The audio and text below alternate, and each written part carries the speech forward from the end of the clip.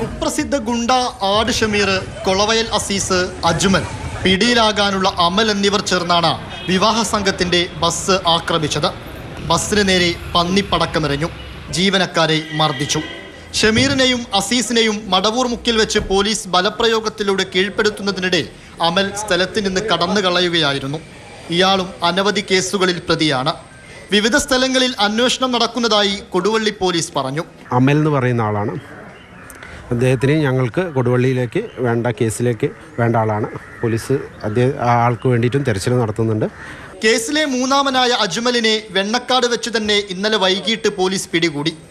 വിവാഹത്തിന് വന്നവരെ ഓടിച്ചോടിച്ചിറക്കുന്നതിനായി ബസ് നിർത്തിയപ്പോൾ കുറച്ചുനേരം ഗതാഗതം ഭാഗികമായി തടസ്സപ്പെട്ടു.